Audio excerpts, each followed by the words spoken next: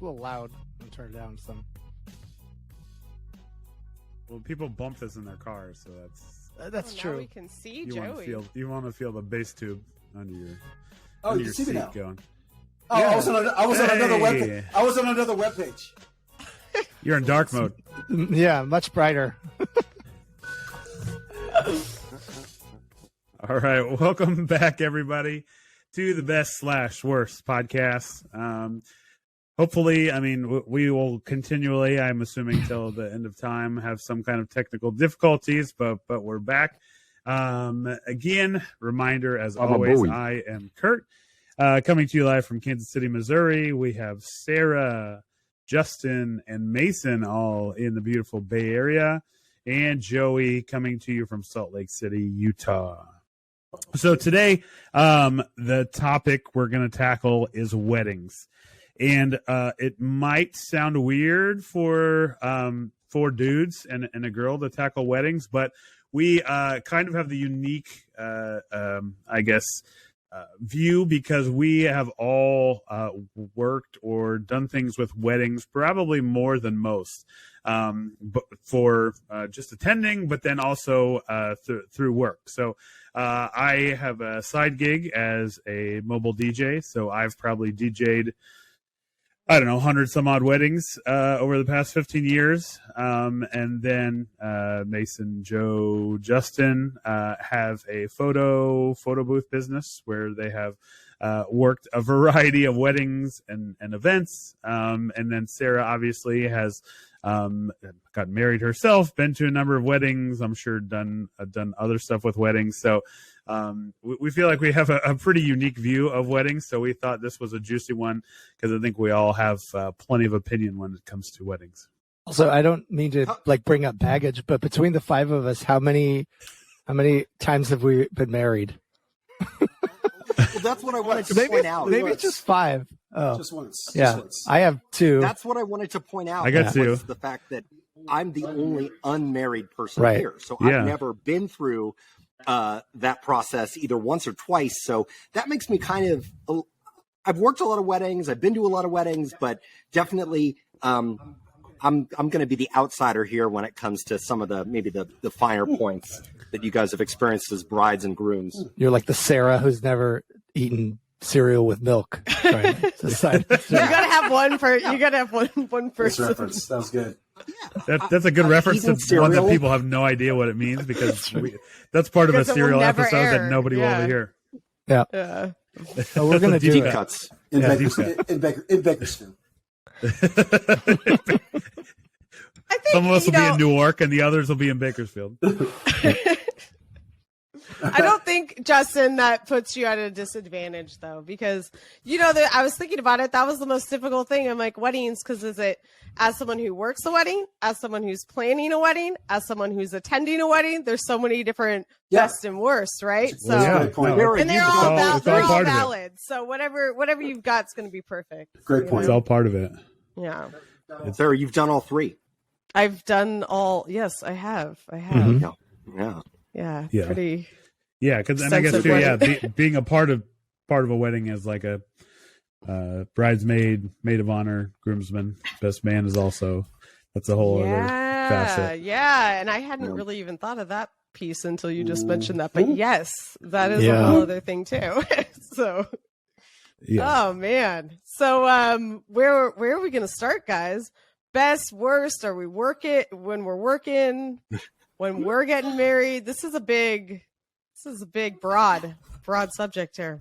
I feel like this is one where we can start on worst and then we can end on a better note on best. But I feel like this is a start with a worst one. But feel free to correct me if you guys disagree. I always like I starting like with that, worst Kurt. because I like Right? ending on a happy note, so I have no problems with it. I like going. Mason, do you feel you have an opinion on this? Otherwise, I think that sounds lovely. I have a quickie worst. Do it. Right? quickie I feel worst. like at almost quickie worst. I feel like at almost every wedding that I've been to, whether I'm working or attending, there is always one guy who can't abide by the dress code. And like it's And most weddings are pretty casual these days. Like nobody's asking for a black tie wedding, but dude, don't wear shorts. And I always feel like there's one guy and I don't like him. So there it is. There's my first worst on the list. That's so right, Justin. In fact, it's never two guys. It's one guy who did it. It's always one guy. It's always one guy. At my wedding, my last wedding, there was a guy. It was my cousin. He didn't bring a date. He brought a friend, this guy. It was his buddy. And his buddy came in jeans and then like proceeded to, I think he hit on my grandma, which was good for grandma. And then he ended up like, they enjoyed open bar, and then he ended up breaking his leg at the after party because they went and tried to lift a manhole and it fell on his leg and broke his ankle. Yeah, Jesus. That was in Tiburon. You guys remember? We went to the bar. And they went and tried to lift a manhole and broke their foot. So. I wonder if the jeans like saved him from like getting the leg scratched. Like maybe it was broken, but maybe like the Hardy jean actually assisted him in the evening. I don't know. There you go. Maybe true. There's a reason. Maybe it kept him from being confident. He might have lost a foot if he wore slacks. Yeah, I don't know. you never know what you're gonna get with someone wearing jeans at a wedding. They're total like crapshoot. You don't know. Anything could happen. Well, and so for sure, because from like my vantage point of being a DJ, like I observe a lot, and I don't know if it's a Kansas City thing because there's more jean people here than I feel like. I don't really have frame of reference, not having DJed a wedding anywhere else besides Kansas City, but there's just some people. It's like, can you not have taken just a little bit of effort? Like. You just finish working in the yard and then you just like, oh shit, we got to go to this wedding. Like what? Like Kurt, take it just a little bit of effort. Kurt, it's hard to. Have you been seeing more athleisure wear on some of your gigs, or is that kind of the line? That's where you draw the line. So here's the trend, which is so even it'll be like people in the wedding party, but not at the start. But there's a weird thing where people will do. Like for like dinner and like for the first dances and some of that stuff. But then after that, people will go change into super, super, super casual, like athleisure, t-shirt, shorts, sweatpants, whatever. And then be dancing in that where there's like a whole group. So, like I've seen grooms do that. Like they're just like, God forbid they stay in their tux or even suit for more than 2 hours. Like they're just begging to get it off. And so that's a trend I've seen in the past couple of years where people are like, as soon as the formal things are done, they're changing clothes. I don't like that. I think outside of the bride changing into something that is still nice, but more casual and comfortable and they can actually move in it. Outside of that, anyone else changing feels trashy.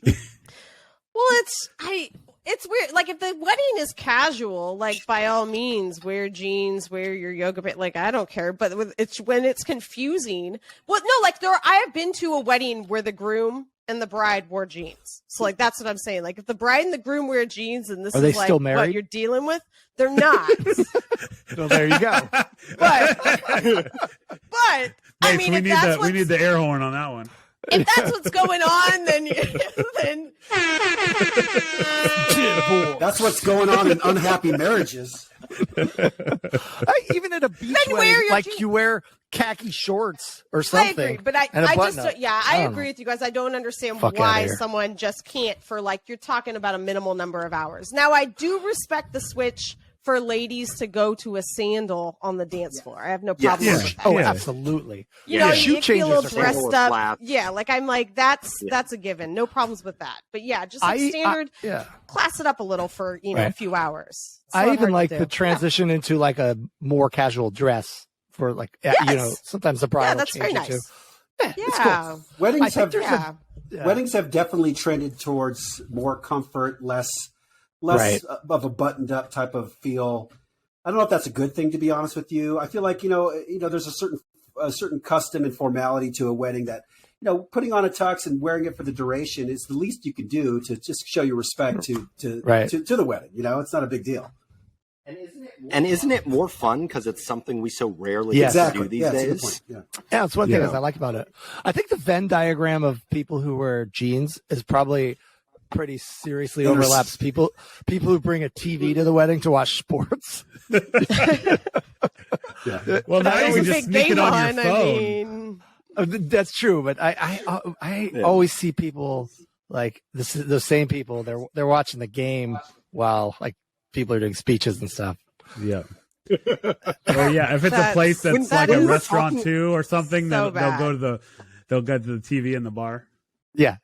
That seems better. No patience for Sorry, that. sorry. No, it's fine. I have no patience for like somebody watching like there's 4 hours out of their life and they have to like be on a phone watching some type of like event or like I can't. I just don't have patience for it. I have no words. I don't have patience for it. Yeah, whatever. It's rude. That's it. I agree. Rude. That's all I got. That's one of the sound effects. It doesn't even sound like it sounds like one of you actually have it. I was hoping it was going to be a sad clown that would go wah wah wah wah. All right, so I have a few things here on my worst list. So, number one is not number one, but just different things I have on here is just all the shit you have to buy. There is just so many things that you have to buy at this point, and it's and obviously it's become like a whole industry into itself. But I feel like it just keeps adding on. So you have gifts for everybody in the bridal party. You have, and especially I feel like on the bride side, it's like robes and Yeti mugs that have everybody's name and all these things of for the bridesmaids and just all the different aspects, let alone what goes into the reception, all the little accoutrements and tablescapes and things like that. It has become. You want the fancy chairs, huh? The bistro chairs. You gotta elevate with the bistro chairs, guys. It is kind of weird that we celebrate two people starting their life together by having them take on a gigantic load of debt, right? It's like, okay, here's 30 grand good luck to you. In the hole. Go get started. Good luck. God bless. Have you guys seen that show that's Marriage or Mortgage on Netflix? And so no, it's a reality show, and essentially that's the idea, right? They have two people. One person is trying to get, like, a couple will say we have 20 grand, and one lady's like, this is the house I can get you, and the other lady's like, this is the wedding I can get you. And then at the end they have to choose whether they're gonna buy the house or go for their dream wedding. Geez. And so it kind of, and I was always someone before I was married, I was always like, why would I spend the money on a wedding when I can get a down payment on a home? And that was totally my but I've actually sort of shifted that opinion. I think you could go either way. I think that if you don't want to have the ceremony and have that event, then by all means, there's no requirement for it. But I do think that if the ceremony is important to you and experiencing that in life, then it's worth it to spend that money. And it's weird because it depends on your personality, it depends on your culture, where you live, what you want to do. Right. And I really did, because I used to be like, oh, there's no way this, and this. And I totally feel differently now. But I respect both sides of it, right? Both sides of the spectrum. So it could be done. It's always going to be more expensive than you think, even if you're doing it on a really good budget. That is true, yeah. But it's just a matter of what you want, I guess. So I sort of changed my tune there. To Sarah's point, I kind of had this philosophy about weddings, even though I've never, had to plan or experience one myself. But I feel like the best weddings are the ones that are as much, and you tell me as married people if you guys agree with this or not, weddings are as much for the guests of the bride and groom, right? The attendees of the wedding, as they are for the bride and groom. And And it is possible for both the bride and groom and all their attendees to really enjoy it, and for it to be one grand old party that is a celebration of the couple's marriage. And I forget where I was going at that point. Well, I think yes, if you're gonna have a big event with lots of people, or you're gonna have a lot of people attending, then you do have to take the guests into account. That's like a huge part of making it good. And now, if you're the type of couple that's like, let's do this solo, we have 4 people, then maybe it really is just about you and the intimacy, and both are great. Right. But yeah, if you're gonna have a lot of people, I would say that's one of the biggest faux pas, is that people have like a big guest list, but maybe don't make things very convenient for their guests, which is a high expectation, like when they're attending something. Not by any fault of anyone, but I would say that's one of the biggest, like the worst things I would say about wedding, when there is like a lot of people attending, but the event isn't organized in a fashion to make it easy for guests in some manner. But it's not always easy to do, so how do you balance those two things? Because it should be about the couple and the guests. So that requires money. I guess that's what my point was, is that requires money in order to make that a reality, and make sure that people enjoy themselves and are comfortable. If you aren't ready to spend the money on that, then maybe you should be having a much, much smaller wedding, where you don't have to, accommodate so many people. But if you are going to invite all those people, then make sure that it's a good experience for them.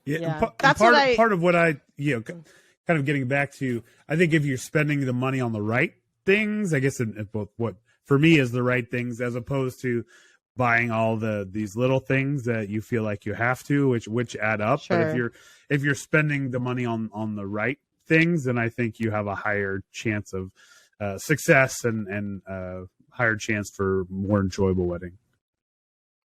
Yeah, for sure. By the right thing, you mean booze, right?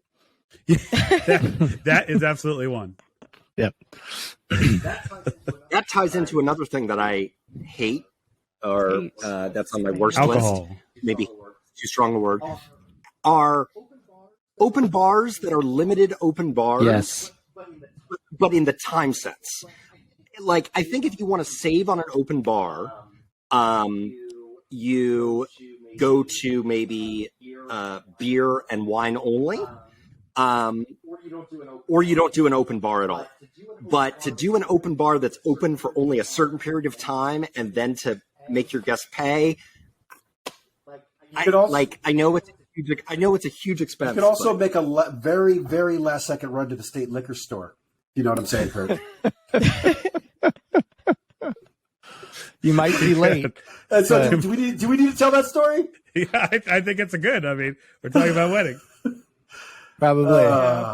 Well, yeah. So my memory is not as good as your guys', but I do recall that Kurt was getting married, and my first wedding. First wedding. My apologies. And we decided to make a last second run to the state liquor store to turn into kind of a crazy scene, right? We showed up just in time. Is that right, or were we late? I think you were a little late, and there was some definite freaking out going on. Where the wedding, because it was the maids of honor and the best men we're all gone. I think you guys were late for the entry. Like, it was going to be the announcement at the hall. It was between the wedding and going to the hall. Yes. And it was late because I was with you guys at the liquor store. Yeah. But I do recall that it was the rush to, the announcement where you're like, oh, and now we're going to announce. But where the hell did they go? But we had a shitload of good hard alcohol, so we came through. Yeah, it was like everyone was pissed at us when we got there, but then we were like, but we brought handles. And I think over time, the cost benefit worked itself out. We matured since then. We've grown up a little bit. Yes. So. Yes. What not to do at your best bud's wedding. But it makes for a good story. Yeah, it does. Yeah. I think we stopped for margaritas before we went to the liquor store too. I think that was what we definitely did. Tuned up. Yeah. Does Kansas have those drive-through liquor places? No, we don't really have. No, they just ran down the street to load up. Load up. So let's see. Some of the other stuff I have. So, I'll speak a little bit from a DJ's perspective.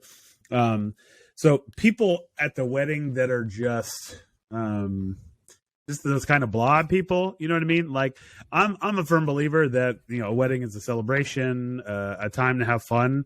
And frankly, there's not enough really times in our lives that we get to have a party and celebrate people. Mm-hmm. And so when you go to a wedding, it's and maybe it's just a pet peeve of mine, but people that are just standing there and are on their phone and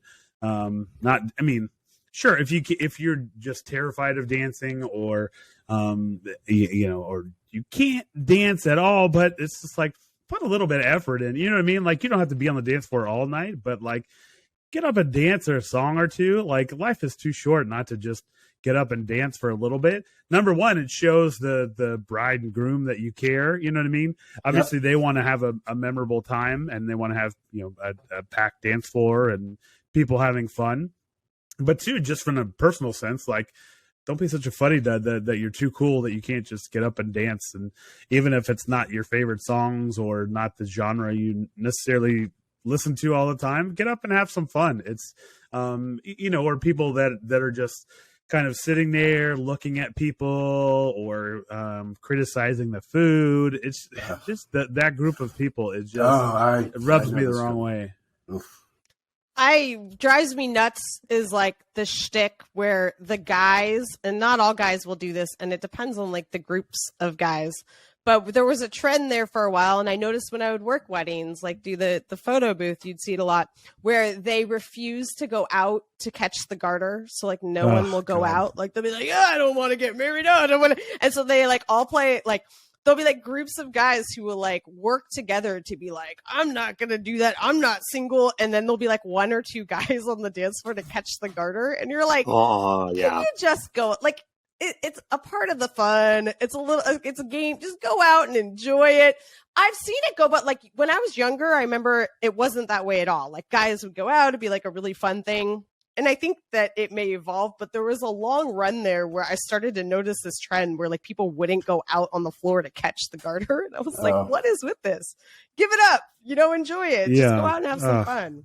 Weddings are never too cool for the fun of a wedding. Weddings are actually one of the only places where I'll actually dance like all night. I'll just keep on dancing because it's for those very reasons you said, Kurt and Sarah. It's just a place where you're amongst family and friends. You shouldn't feel like you're not dancing. Okay, you're just having a good time. You're just helping the dance. Exactly, you're just dancing. It's fun. Yeah. And you're dressed up nice for one of like 2 times in your life. Yeah. One of my complaints about weddings is, generally speaking, and it's not a rule of thumb, but I'd say more times than not, the food sucks so bad. The food sucks so bad. And like I'm the kind of guy, conversely, like if I go to a wedding and it's a little more casual, right, to have food trucks and things of that nature, I always love that because you have a variety of things to choose. And there's just different kind of cuisines. When you're kind of forced to eat what a caterer, you really have to be on point with the catering to get the food just right. It's tough. All right, food is tough. Quick mini episode: best worst wedding food. Go. Oh, yeah. There's been so many. It's all blur to me. I can't think of any worse. Well, everyone just goes blank. Yeah. So I have many, but so when you work a wedding, you can there's 2 ways that the meals can go. Like sometimes you're invited to join, and like so I've had wonderful meals at weddings where there was steak and it was like plated and served, and then I've had weddings where I was like the photographer at a wedding. And it was a really nice wedding at a very expensive venue. And they go, well, you can finish the cheese plate. That was my meal, was the leftover scraps on the cheese plate. And then we've also been served working at the photo booth where there was like a plastic bin with lettuce in it that was like a bus bin that they were using to like toss the salad in. And they were just we poured some spaghetti in here and like go knock yourself out. Yeah. So that's a really like this gets into one of my best and worst are wedding clients when you're working in weddings, because that could really affect, like sometimes people take care of you. They treat you like part of their family. Right. They give you a nice meal. They treat you with respect. And then other times they just boss you around. They talk down to you. They give you a bag lunch while they're all eating lamb chops. And you're like, okay, fuck you very much. Well, I mean, the one thing you could do to get your vendors really stoked about being at your wedding and excited about the ceremony and, excited for, a 3 to 4 hour kind of event is to just treat them like they're part of the group. Don't give them some second, third, fourth tier food that you wouldn't even eat yourself. Let's be frank about it. The people that are, giving you, and what I've seen is, and I'm not talking about, my business per se, but just in general, the higher end the catering you get, the more they like to kind of separate the guests from the vendors. Like there's a clear line between absolutely what the guests can eat and what the vendors can eat. And furthermore, where the vendors can eat. Sometimes I find myself in very uncomfortable situations by a trash can, by a big dumpster bin, scarfing down my food in the 10 minutes I've gotten, and it's not always a good look. Then again, sometimes it can go too far in the other direction where I've been like given an assigned I had to sit with family members, and that's super awkward too. Wow, that is really awkward. That is very awkward. Just give me a table away from everyone else, all right? Yeah. I would argue that a lot of people, there's probably a large group of people that it's just an afterthought. They never really thought about it. And that's why I think it's important. Like I know, Mason, like as a vendor, you started like making sure that meals were included. And I think most standard people then get, like when they're reading something, if they're paying attention, are like, oh yeah, you know what? That's right. I hadn't even thought about that, and will rise to that level where they give them a good meal. But I do agree, because I think a lot of people, it's just they don't even think about it. So if it's in there as a vendor, they know. But I do agree with you, Joey. My experience has been the higher end the wedding, and this isn't always the case, but in general, yes, you are usually like find yourself in very strange situations eating like pieces of old lettuce. There's an exception to that. So I've been to some very high end Indian weddings where the food is off the hook. It's so amazing, so good. It's served in the kind of the buffet style, and I'll get right in line and get some chicken tikka masala and some saag paneer, and it's delicious. And it's those are weddings they're extravaganzas. They're like 3-4 day, right? Different events. It's pretty awesome. Yeah. You're there for the one event. You're not there for 3 to 4 days. That's a lot of meals. That's a lot of meals. Breakfast, lunch, and dinner. Talking about meals, one of my things I don't like, and again, there's always exceptions to the rules. Sometimes this is great, but for me, it's more about a guest thing. It's the buffet. And I'll tell you why. So like people get crazy with food. And when they see the food coming out, you start to get, it's kind of like if you've ever been on a cruise ship and gone to breakfast on a cruise ship. I think I've mentioned this before. People, I don't know what it is, but people like, and they're like, they want to get the most. They think people are going to get their food, and you can like start to feel it. Like people will be at their tables and they're like looking, like they'll be like, oh, your table's going up, and like people are getting worried about it, and you're just like, okay. And then other people are like, what'd you get? Is there any left? And like, it doesn't matter how classy you try to make it, right? And this is not a knock at all on like the bride and groom, because like a buffet is a very like, it's an affordable way to do it. Like it makes sense. But from a guest perspective, people are crazy, and I can't stand buffets at weddings just because of that. Like I'm like, I will just I want to avoid it. Food does like kind of like tickle your primal, like people get real primal about food, and they forget where they are, and it's just about the food.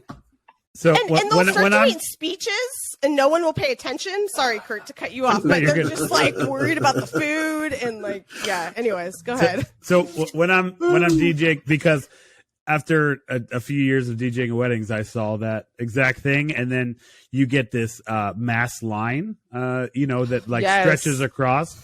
So I started doing a thing like name that tune kind of game that I generally play, where like I'll play a song and someone raises their hand and says what the name is, and I'll be like, okay, pick your 2 favorite tables, and they can go up with you. That way, That's cool. we can cycle through the line. That's fun. cool. Probably every other wedding, I will get somebody that is shooting daggers with their eyes at me. They are pissed that their table did not get picked, that they didn't get the answer in time. I've had people come up to me and go, we had that answer before table 2 did. We had that right.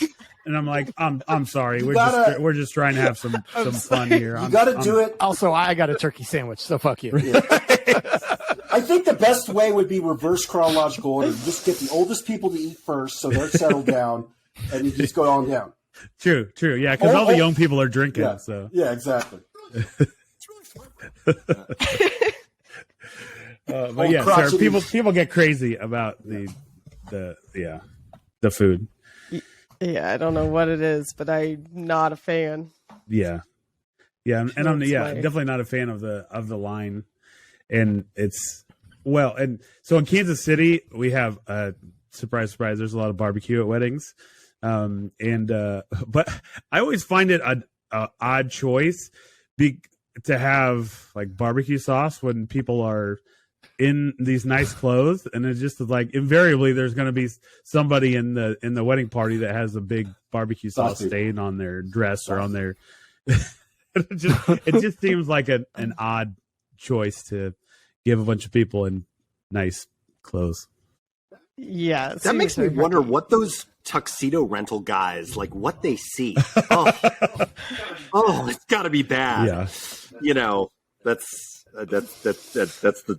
Yeah, I won't talk about that anymore further. Yeah, the food stains. Yeah, that's the least of their worries. Yes, cream sauce.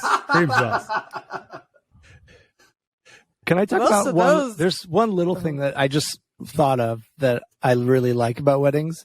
That I'm going to forget if I don't say it. Is that when you get a tuxedo, you rent a tuxedo, and in the pockets, it has a little thing so you can reach in and pull your shirt tails down. Do you know what I'm talking about? Yeah. Yes. It's like the most wonderful invention that there ever was. Because I don't tuck my shirt in all the time, but when I do, I like being able to put my hands in my pockets and pull it down so that it's tight and doesn't bunch up. And I just think it's wonderful. I didn't even know that. Why did the existed. innovation Very never come to exciting. just normal slacks? I guess because maybe your money will fall out of your pockets. Oh, true. Yeah. This might be a really ridiculous question, but is it only on rental tuxes, or do actual tuxes also have that feature? Mason, That's the a 6 really good tuxedos you question. own, can you answer that question? Anyone who actually likes clothing is probably rolling over right now. Like, oh my god! I know. looking I feel lame. so embarrassed. That Yeah. I don't I'm like, I wonder. I'm gonna guess I mean, it if you seems get amazing. like a bespoke tuxedo made that they don't have holes in the pockets, but I really like them. So whatever. Speaking of your shirt not coming out, wearing a tuxedo is one of the only times, at least like a modern man wears what are they called? Suspenders? They're like reverse suspenders. Reverse. Yeah, You got suspenders or cummerbunds. That's it.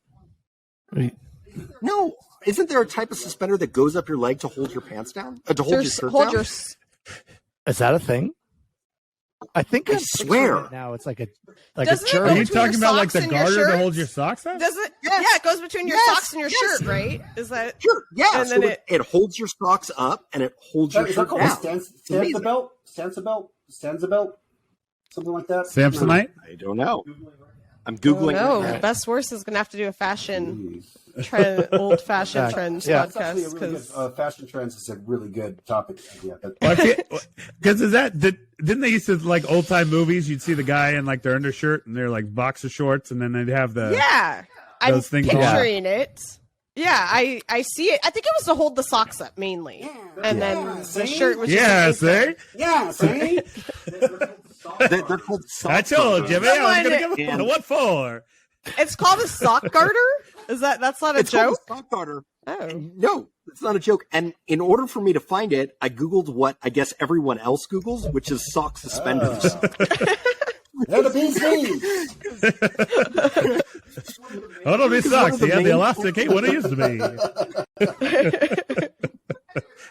Anyways, I really like those things. They end up holding your shirt in place. They end up holding your socks up. It's really nice when you're moving around a lot and you're dancing and you're having a good time and you're doing those So jumping you've shots. used them? Wait, you've used them? Second. Yes. They hold your shirt down? They connect to your shirt? How? Yeah. From your socks to your shirt? How do you go to the bathroom? How do you go to does that the bathroom? work? You got to unhook your socks to go to the bathroom? Okay. Wait a minute. Hold on. Knee-high sock suspenders. No, the We shirt. have a lot of questions. Shirt to sock suspenders. Well, you can go to the bathroom. You have to remove all the suspenders? Or you... No. It's, yeah. Yeah. So Is it like a jumper? Get piece? around Like that. a jumper? It's I like, don't believe you. look, they do exist. Okay. Hold on. All right. I'm gonna. We're learning That's, something new. that's the worst part of weddings, then. That's my vote. Shirt to sock. was that your best? Was Justin's best? Yes, it was his best. Yeah, I didn't realize it until Mason, like revived my memory, but it's a thing, and I love them. What else is There on you your go. list, So Kurt? useful. So I have trendiness on there just because I feel like it's one of those things where like once a trend starts, then everybody does it. And in part because like there's all these like swap and shop things where people sell this when they're done with their wedding, you sell it to the next person. And so like, and I'm sure we've all been to ones where it's like the what do you call it, like the country shabby chic or whatever the hell it is, and like they're like the pieces of wood that are cut, the little logs that are cut that are the center pieces. Hey. Did you have that? Yeah. Oh, yeah. Well, but that was a long time ago. That was like the beginning of the trend. That's Like, true. I started Before. it. Yeah. So, but they're still doing it. You know what I mean? So it's like, Yeah. it's one thing to be like on the beginning side. And so I feel like it's, you see, you see them and then you see them over and over and over again. And it's all just variations on a specific trend. And it's like, I get, and just again, probably because we see more weddings, but I just see the stuff over and over, especially for over a few seasons.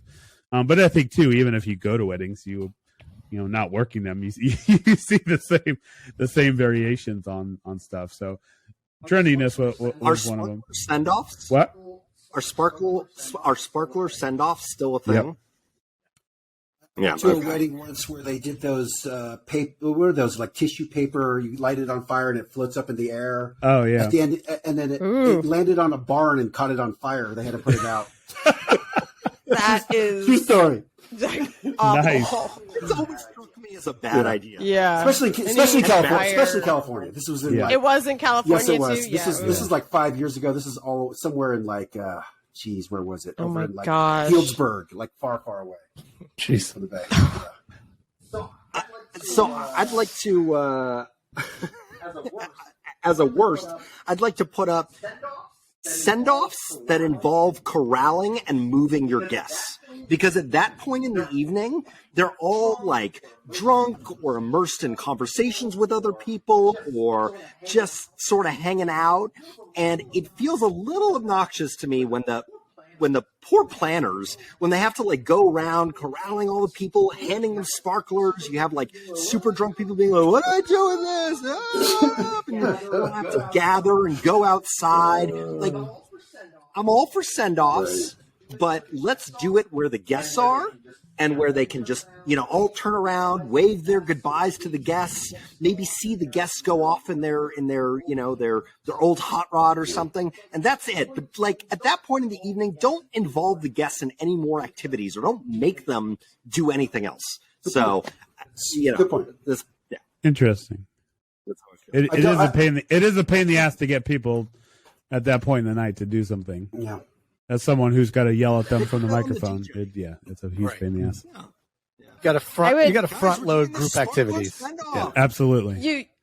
You listing something that could be worst and best, I would say, is like, I don't know, just like the proper staff or good staff, like a good coordinator, someone who just is sort of like, for instance, I had my sister's wedding, and I've coordinated lots of events in my life, so I was kind of prepared. Like, I'm like, oh shit, like they're gonna need me for everything, you know, like, oh my gosh, they had me in the list. But she had this coordinator there, and this girl was like a miracle. Like, she was so sweet, so nice. She would just bring you whenever you needed stuff without asking, and wasn't really invasive. But like when you had like a problem, she suddenly appeared.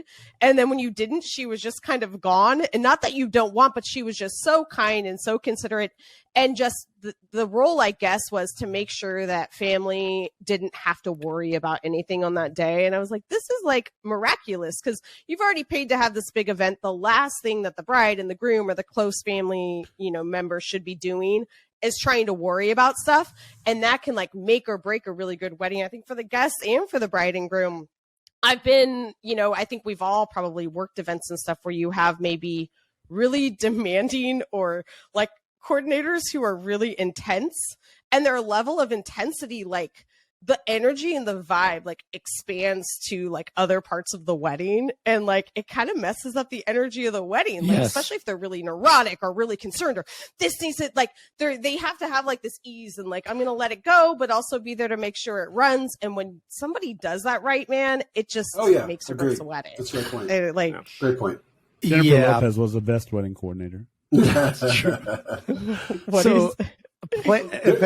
Event coordinators are, like, for me in general, I guess they're the devil, and there are there are good ones, like what you just described, but most of them are not. And it's so weird to me. Because Sarah, you described there are only two types of people who go into like the event coordinator business, and they are either super high strung basket cases.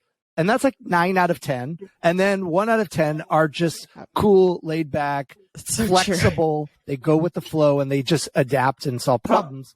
Problem solvers. Yeah. I don't know why those 9 out of 10 chose this kind of chaotic career to go into, because it's not a good fit for them. You have drunk people, you have changing scenery, you have constant chaos, things that go wrong, things that go right, and it's just a terrible world for them.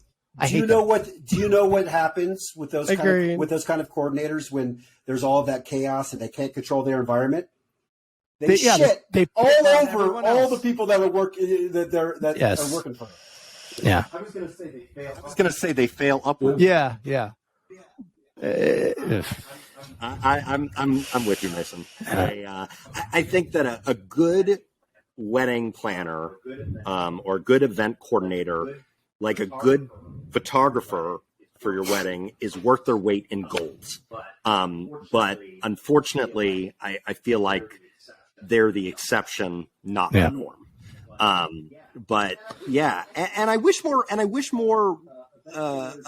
coordinators would match the vibe and the energy of either the family they're working with or the vendors they're working with, and make it more of a like communal success, right? That's how you really motivate people and get people to go all in on making this a successful event. So many of them right from the start are adversarial, and maybe that's because, you know, they've worked with vendors before that dropped the ball, or they've worked with families that said they were easygoing and then became super difficult. I mean, I'm not unsympathetic to all the shit that coordinators have to put up with, but I definitely feel like, you know, sometimes they put the cart before the horse. I think it's one of those careers where if you're doing your job right, nobody notices a thing. And that can be hard for people to accept. So I feel like sometimes those people are trying to assert dominance and control everything because they need to be able to like take credit for something or be recognized for all the work they're doing. Because it's a little bit, you have to have some humility to say, I'm going to make things seamless and no one's even going to know I'm here or that I did anything. Like, but that's the very best outcome. Yeah, you can't have an ego, a big ego, and be a coordinator, and want the credit and the praise, because, like you said, Mace, good coordinators just get the job done. No one notices what happens. Right. And I haven't worked with that many coordinators recently. And if they are, they're like a half coordinator from like the venue. Okay. Yeah. Because oftentimes, like, I become like the pseudo coordinator as the DJ, where like I have actually what to it make sounds like. sure that things are going off on a certain and that is that's Gotta always raise your a pain price, in- buddy. What's that? It's a lot of work. You gotta I raise know, your right? price. I know, It's a right? lot of work. I mean, yeah, it's a lot. But You I just mean, work- but part of it is like because I mean, it's difficult to corral people, especially once they've been drinking and like they're in all sorts of different parts of the venue, and you're trying to find somebody to do a dance or whatever it is. It can be difficult. So yeah, and I think you're right on the coordinators too, and I feel it's different on the ones I've worked with that are like independent versus like work for the venue, because the venue people tend to be a little bit better than like the independent ones, because that I think they well, it's their turf. So they're comfortable, Yeah, and maybe that's I've it. had better success with them. Yeah, the independent ones generally are the ones that are like trying to hunt you down and like don't give you any room to breathe and are not understanding of anything that you're trying to do. It's all their show, and you're either part of it or not. We call them professional problem seekers. They're the worst kind of humans. or no people. Clipboard eyes. No We have people. many names. clipboard eyes, clipboard people. Ugh. Like it's a hard job. We know it's a hard job. Don't go into it then. So Yeah. Don't go into it. So let's talk a little bit about both from like overall photographer and the photo booth business. Because that's a different perspective than obviously a lot of people get. What are some of the things that really stick out to you from that perspective? Photo booths, there's an expectation of fun, and as the party progresses, as you know, there's more the open bar. The longer the open bar is, the more crazy it gets, and the more crazy people get. But it's fun. It's all good fun. You have to work within the circus. Yeah, you have to be. Justin's great at that. Justin's really good at just like diving in, and the more amped up and crazy things get, Justin just raises his energy level to meet that demand. Almost. I'm serious. Well, thank you. You're welcome. For me, when things get too amped up and too ramped up, I tend to kind of turn it off a little bit, and I'm not as like on, because honestly, the noise level gets to a certain point where you can't even function sometimes, and you're just trying to get through the paces at times. But I feel like it's as crazy as the wedding will get. Like the photo booth is the kind of the where people let their hair down just to have fun. Right. And you got to go with that. And you got to go with that. You got to ride that crazy river, no matter how like bumpy the waves get. You just got to go with it and sort of like gently nudge people into the right place. You can't try and control the situation so much. You can't like get adversarial with the drunk dude that is like, just take the picture, man. You gotta keep with people, make sure they're having fun, and somebody gets a little out of control, be like, hey man, I just don't want you to get hurt. That's all. In general, I think the photo booth is a lot more fun because you're hitting people at their high, and you're getting to interact with them. And I've had lots of great experiences where you kind of when you have nice people and they are friendly, and they bring you drinks and you're hanging out, and it's good times. Mm-hmm. As the wedding photographer, you're spending more time with people when they're like nervous, they're sober, and they're worried about everything going right. And so I think you tend to run into more of that.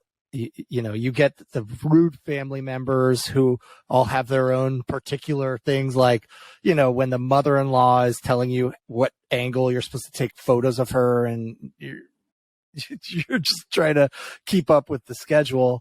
So I've always, and then you also tend to roll off and be done right when the party's getting started. So I've found, like, I enjoy shooting a wedding. I don't do it anymore, but it was technically challenging, which is why I liked it, because there's a lot of changing environments.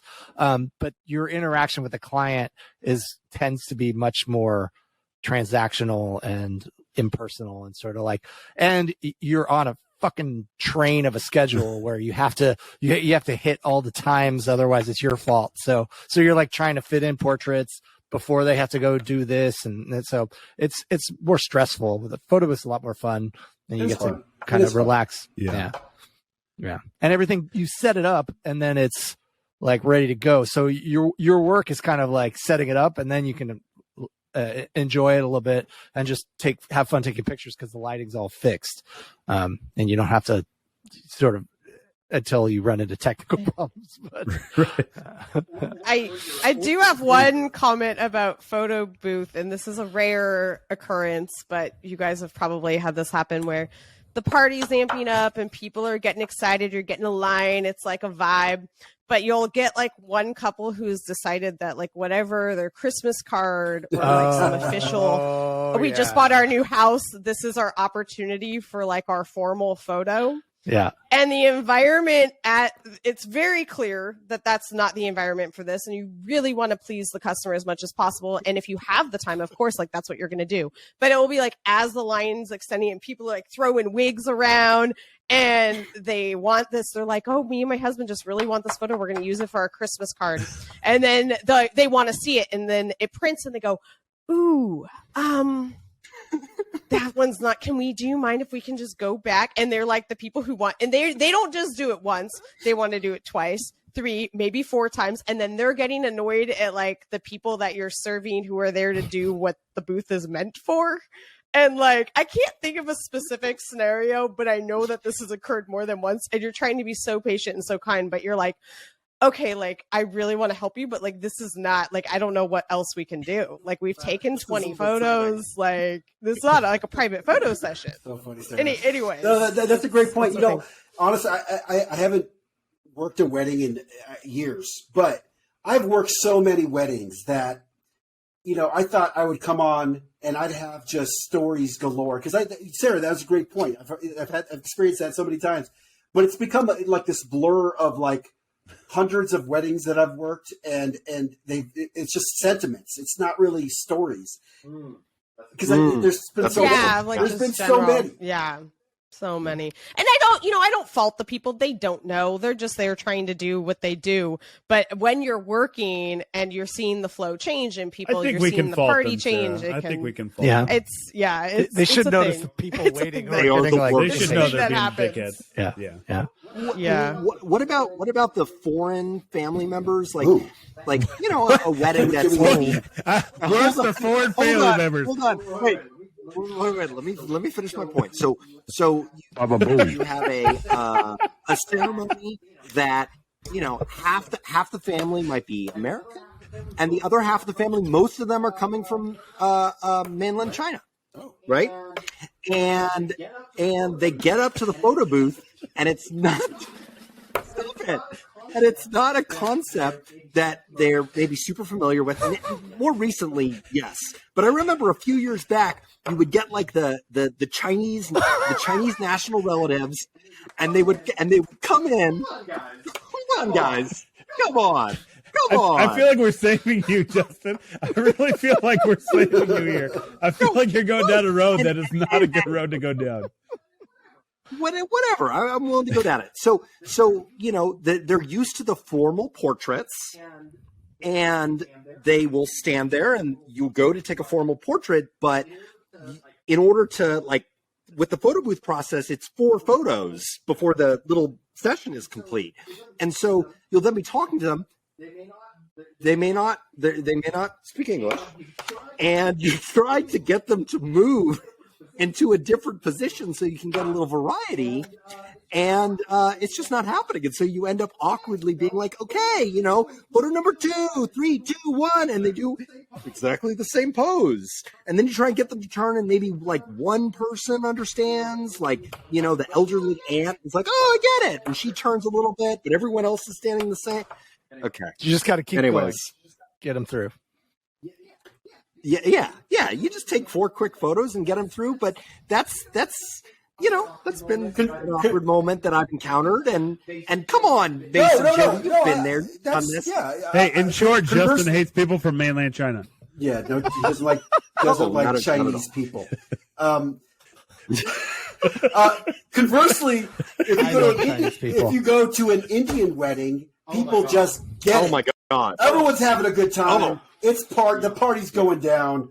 Nobody's stopping. Everyone's just partying through the night. It's awesome. I love it. You're always a big fan. Are we stereotyping about Indian? I am. Come on. But there's a certain amount of chaos in Indian weddings that I love. It's crazy, and I love it. Yeah. So this reminds me of something that I don't like so much at weddings, which are children at weddings. Yes. I find that people tend to, and I think, it's also, as a kid, I think it's a great part of weddings because your parents are drinking and not quit paying chopping attention to your Coke with your credit card.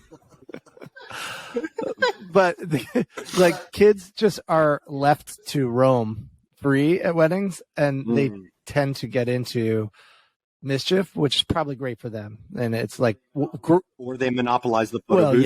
yeah. They just you become a babysitter, and they're like, oh, I'm hanging out here. Yes. I'm only pretending to take the picture. I'm just popping off the flash. Yeah.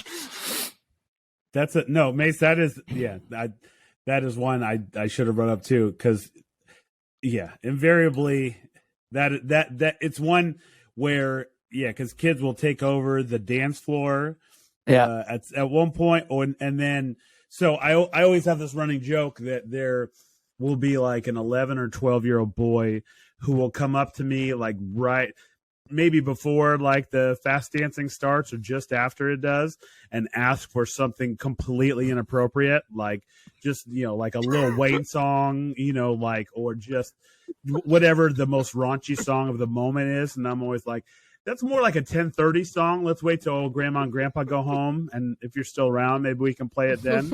But we're not going to do that right now. But and then too, they always want to come and hit my keyboard and try and see the speakers and the chords, and I'm just like, it drives me insane.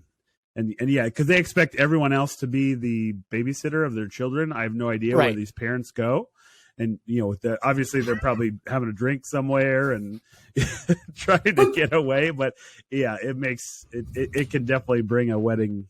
I feel like when I was a kid and I went to weddings, I kind of knew how to conduct myself. I feel like kids nowadays, they've lost all track of how to conduct themselves at formal events. 100%. Just give them a phone.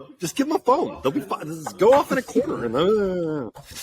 Have I ever told you the story of my uncle's wedding when I was when he got married? This was probably circa 84, maybe. Have I ever told you this story? No. I feel like I saw the video. I feel like I either saw it or maybe I remember the story about Charlie. Yes. So my uncle, he was a big radio DJ in Delaware, and so he was actually friends with a guy who was on QVC for a long time named Bob Bowersox. Have you ever watched the In the Kitchen with Bob segments? And so he was the MC of the wedding video, and so they actually did 2 wedding videos. They did the normal one and then the X-rated version, the explicit version. So the whole theme of the adults only video was finding Charlie, which was their code for cocaine. This is 1984. Which was 1984, and so obviously it's the height of it. And so they're going around, and he's got, speaking of shotgun mics, he's got this fucking 2.5-foot microphone, and he's shoving it in people's faces who are just trashed, and women are filleting the microphone, and just it's hilarious. And they're going around and have you seen Charlie? And all these people are giving these hilarious responses to where Charlie might be. And so the culmination of the video, this Bob Bowersox, he goes, "Ladies and gentlemen, we found Charlie." And it pans to a 7-year-old Kurt Cobain just busting a move on the dance floor. Just fucking losing my mind. Just in my own world, just feeling every bit of the music, just getting it. And it is the perfect like punchline like every time. It kills. Anytime you watch it, it's like, ladies and gentlemen, here's Charlie. That's great. That's great. That is. I'd love to see that. Yeah, video. I know. I've been begging my uncle for years that I need the digital copy of that thing. Cocaine's a hell of a I drug. wonder if old Bob Flowerstock is still alive.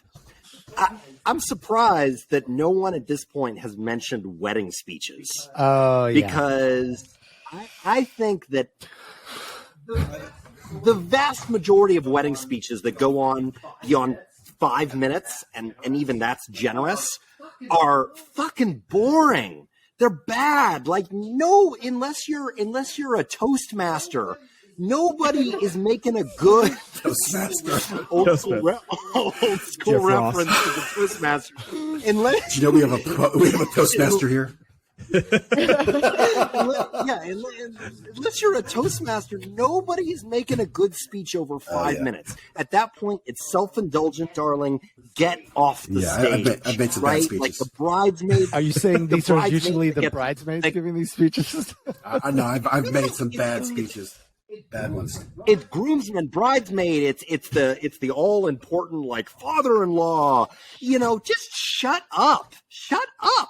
Well, I think it speaks to the fact that some people are really good public speakers and some people aren't. And if you're a good public speaker, you can just get up and say whatever, and people just eat it up. They love it. And if you're just not a good public speaker, you look uncomfortable, awkward. It kind of resonates. Yeah, But can we acknowledge that most normal people are terrible public speakers? so I don't. It's not for me. I had speeches on my list. First of all, I think giving them, I hate it. Listening to them is generally just a bad time, because what happens is it's the people who are bad public speakers but are nervous or embarrassed. They usually will have something short and sincere, which I like, because speeches, every once in a while, someone gives a very heartfelt, original speech that is nice and touching and reminds you of, again, like why you're there celebrating, and you it adds some perspective. But most of the time people are regurgitating some moving speech that was given in a rom-com, and it's like they put their friend in and replaced some interesting stories that romantic comedy screenwriters had created with some boring stories with their friend, and then they think that they're like the so thoughtful and cool girlfriend who's giving this cool speech. And for me, those are the speeches that are the worst, that I hate, are the ones that are just the cliche, kind of like to the trendy thing where you see the weddings and people think it's so original and you've seen it 70 times that season. It's the like people that are confident about their speech that just rip something off. I hate it. They don't know. They don't understand how little people actually want to listen to them drone on for more than 2 minutes. Oh yeah, know your audience. Formula. Seriously, 2 minutes. Oh, Susie, you and I were, second grade, blah blah blah blah blah, and then they'll insert 3 inside jokes, and then nobody knows. Right. And then you met Ted, and I could see it in your eyes that you guys were perfect for each other. Jeez. Kurt knows. He knows the speech. Oh yeah. I could just put in like dashes for the parts, and it would be I could. It's Mad Libs. An ad lib. And the thing is, I get that people need to make wedding toasts. I just wish they would keep it short. That's it. Yeah. Like, say what you're going to say, be as cliche as you want. Just keep it short. Well, here's also something like if with your mundane stories and your if you have a group of friends who are like your in your wedding party, maybe the best man is not a great public speaker. Doesn't mean he has to. Like, why? If you got somebody else who's just one of your groomsmen, but he's a great speaker, have him do the toast. You know what I mean? Like, that's smart. There's no. Yeah, I mean, certainly it's tradition, but why? If he's not comfortable, and there's plenty of men and women who don't want to do it and feel very forced. Right. Like I see it all the time, because they'll come over to get the microphone and I see like the deer in the headlights look in their eyes. And so it's like, get the people that are comfortable doing it. It's like, don't force people who don't want to give a toast. Well, Sarah, didn't your sisters make a video? Yeah. For me. Yeah. My sisters just wrote me they did not want to speak, which I totally understand. I know their personalities, and I knew that, and I was like, don't even worry about it. Like, you're good to go. So I didn't, I respect that. I didn't, but they wrote me letters. So they gave me personal letters instead. So they basically it wasn't a speech, but they both gave me like something personal, which was really sweet. It was very touching. And I don't think for me, if you have someone who wants to speak and they're a great speaker and they want to do the toast, I think it's great. But that is a tradition. As far as having to follow the tradition, I feel like we could get away from, like you said, just get someone up there who likes to toast or who can, who's good at it. There's alternate ways to do it for sure. Have you ever had to cut someone off a la wedding singer style? Like somebody who is so drunk and obnoxious and embarrassing the bride and groom. They did at my wedding. Embarrassing the whole family. Well, usually it's only like the people who, like we've talked about ahead of time, are going to speak. I've only cut someone off if it's like a uncle or somebody else who's come up after and said, "Hey, I want to say a few words." That I've cut those people off because it's like, generally, they're too drunk to do it. Like most rational people are not going to be like, "Hey, they didn't ask me to say something, but I'm going to come up and say something." So I've had to be like, "Okay, all right, we're going to move on to the cake cutting here." So it's round of applause for Uncle Fred. Yeah. I don't know if you remember, my mother-in-law gave 3 speeches at my wedding, and they finally I do remember had to turn that. off the mic and hide it. Yeah. I remember that. Oh, I don't remember that. I don't remember that. That's either. funny. But that's funny. Yeah. I remember there was she said some controversial things in one of her speeches. I think that was kind of They were very was a catalyst. like backhanded complimenty, and then the last thing was that I was a good provider. Like, at least I was a good provider. And I was like, actually, I'm not a very good provider, so I don't know. I don't know what that means. Yeah. And then, Kurt, I think you were helping with the speeches, and we took the microphone away from her because she wanted to keep going, and we're like, oh, it's time to do something else now. I am remembering some of that. Mason. Well, speaking of good speeches, at my second wedding to my wife now, Mason Joey rapped their best man speech. That was awesome. Right. And and to this day, I wish I people could have been there still for that. remember it. It's still a highlight. They did Paul Revere. They did a different take on Paul Revere. Yeah, that was awesome. People still so love it cool. to this day. Poems. Most people's written poems at weddings are terrible. Yeah.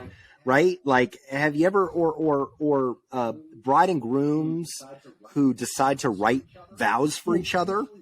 Usually those aren't short and sweet, and they're usually like, there's too many weird little inside jokes, and just like, do some editing for your audience, please. Justin, please. You brought me to my very worst part of wedding. Which is This what? is the vows? Ceremony. The wedding ceremony.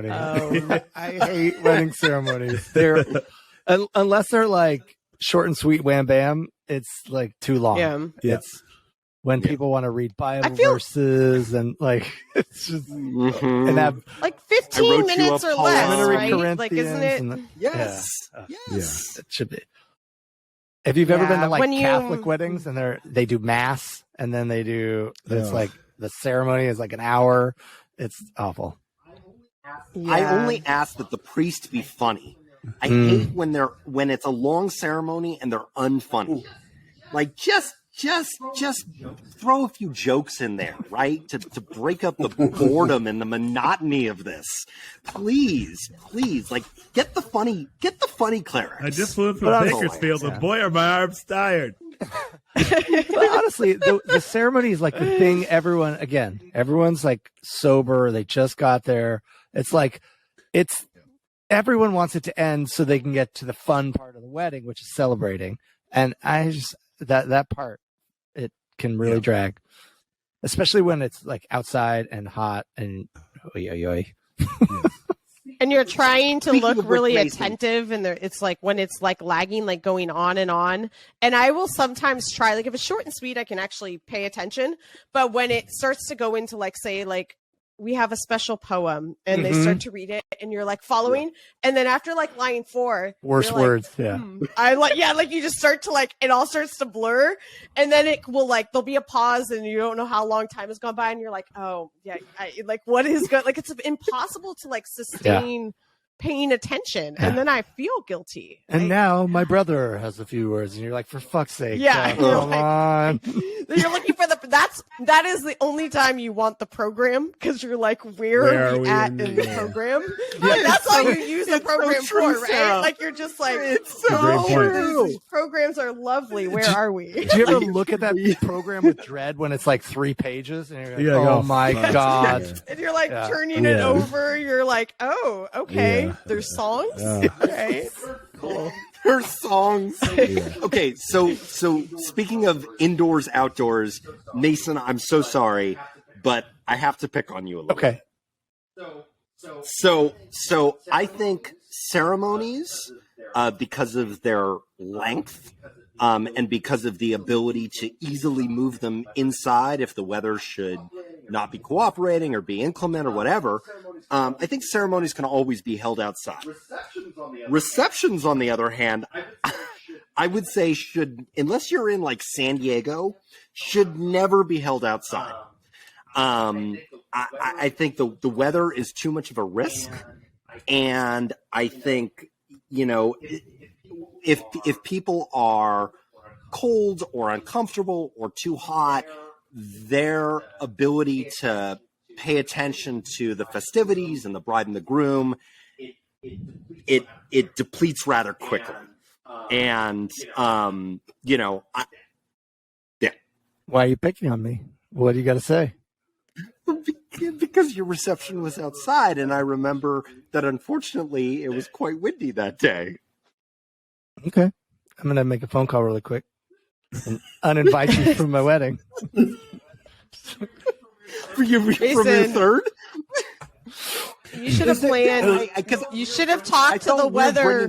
We Well, did. Mother We looked at the Nature. Farmer's Almanac and this and that. And there was an indoor like area that cold, fragile people could go and kind of For the cold wrap themselves in a fragile. blanket around a fireplace. So, Oh no, I've done it. We haven't I've talked. done it. I've put my foot in my mouth and offended We Mason. haven't talked about it. I think I'm not sure if it's for me. It's a little bit of pressure, so it probably is a bad thing. But like the underlying pressure of being at a wedding with a date and seeing someone get married and then almost feeling like you have to talk about marriage, almost like you have to like yeah. Oh. So there's been some of that. I've been to a couple of weddings where I felt like just a weird feeling, weird underlying pressure. I don't know. It's a tough Kind call. of to depends bring on a where you date are in to your a- relationship. Yeah. Exactly. Yeah. If you're underwear out, if you're in the beginning, Yeah. you have to be in the sweet spot of a relationship to really dive into that. Yeah. Well, so I think to me that can go good and bad, because like times I've been at weddings, like sometimes it can kind of give you the lovey-doveys, make you a little googly eyed for your Right. because you get those, like you remember your wedding, or like if like you're engaged or gonna get engaged, you're like Right. anticipating all of it.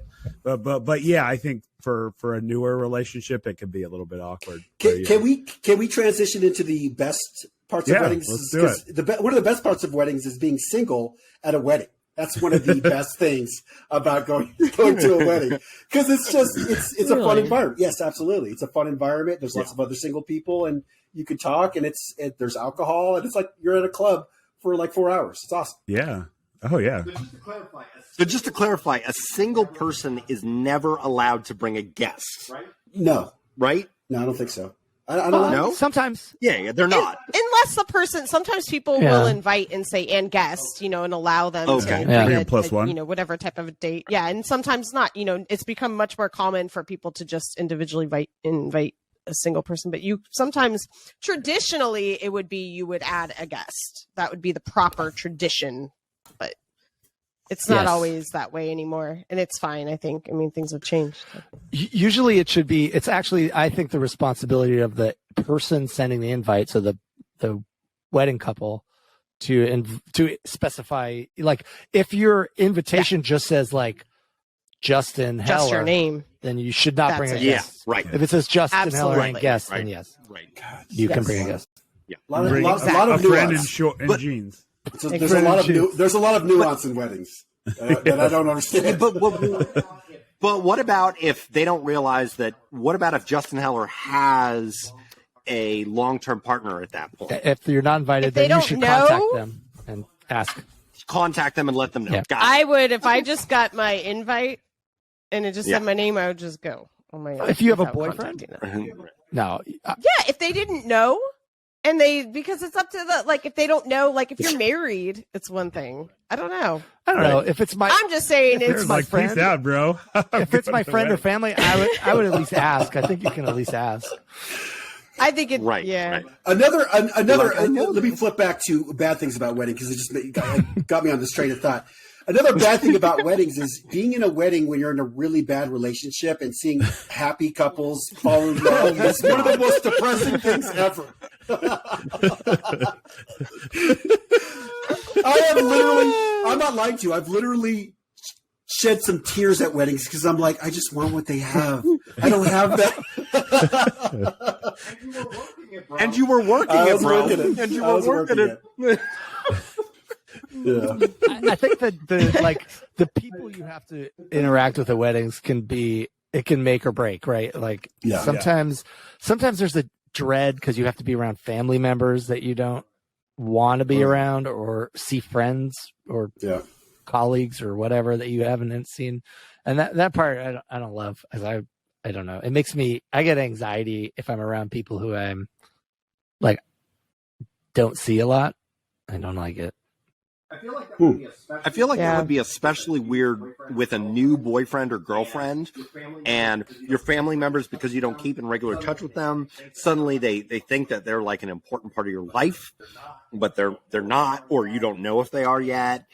And so they're like, oh, is this the one? Blah, blah, blah, blah. I don't know.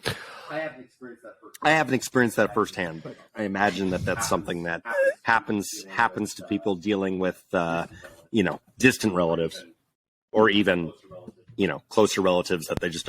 I have a bad habit of like over consuming if I'm going to be around people I haven't seen in a long time, and then feeling like I have to like perform, and it's never a good combination. It gets me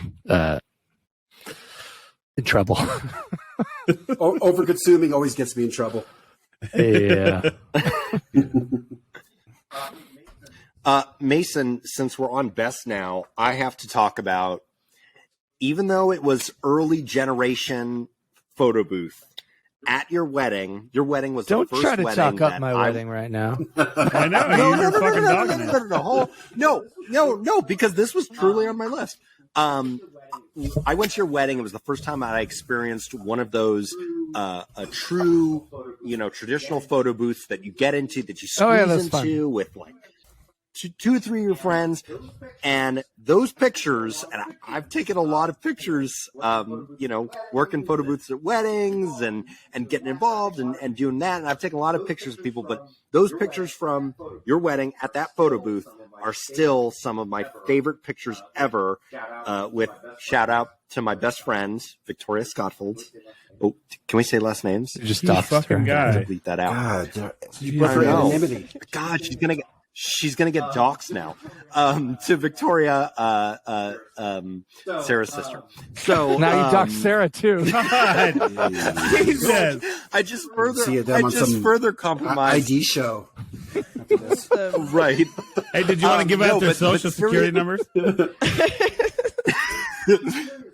But seriously, and I hear this from a lot of people who have been through our photo booth at their friends' weddings. A lot of people will say my favorite photos that I've taken with my girlfriend, now my spouse, or my colleagues, my favorite photos were taken at that photo booth. And I know that feeling intimately because Give us like a I damn said, plug, that- Justin. Come on. But that was before we Yeah, were even there was a twinkle in the Yeah. photo booth eye. Yeah. Yeah. And by the way, I still think that there are room, as much as the open air photo booth is a popular concept and one that I think we were early adopters and progenitors of. Is that how you say that word? Progenitor? As much as I think that's a thing, I still think there's room for that traditional photo booth that you squeeze into and that takes 4 pictures on a timer, and you and your friend are uncomfortably, or spouse are uncomfortably squeezed together, and then getting that little strip. So that was the first time I experienced that at your wedding, and I absolutely loved it, and I'll never forget it. Too bad I was outside. I was freezing my ass off. I like the photo booth. Mace. It was just a little windy. Okay, Little bit windy. I also have some notes on the chicken. It was over seasoned, and With a lot of basil. your speech was A trite. little heavy on the base. Does Sarah listen? Is she gonna? No. I actually have a strip No, of, she doesn't pictures. I have a bunch of pictures with Vic from that Yeah. one too. She was all Oh. over the photo booth. That I don't Wow, remember. she's like hung out. I at the- overconsumed that night. I don't remember anything. so did I. I think I still have a picture strip from your wedding, Mason, too. That's the only reason I remember my wedding is from that photo booth.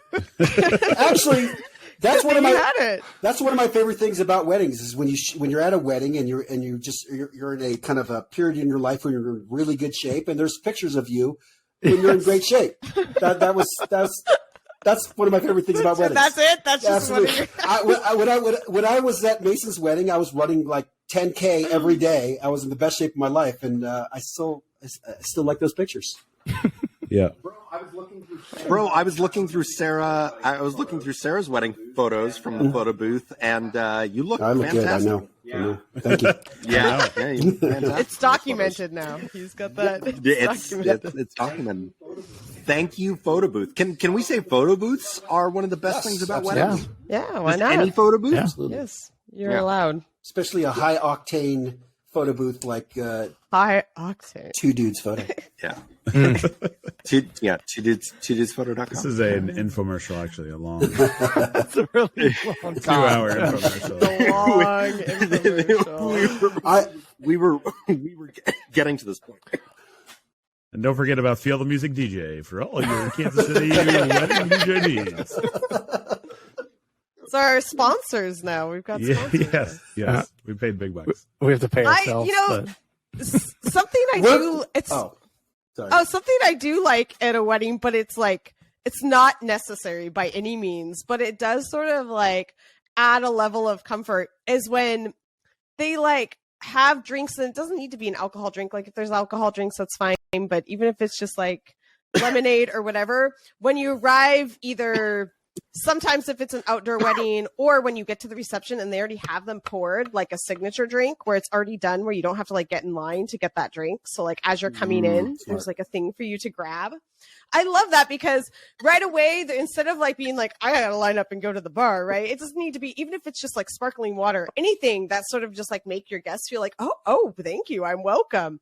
And that is one of the best things overall about a wedding is you're going to this event, and as a guest, you just get to Yes. literally your whole evening. Like, how often do you get to just go and not have to think about anything? Like, your whole evening is totally planned for you.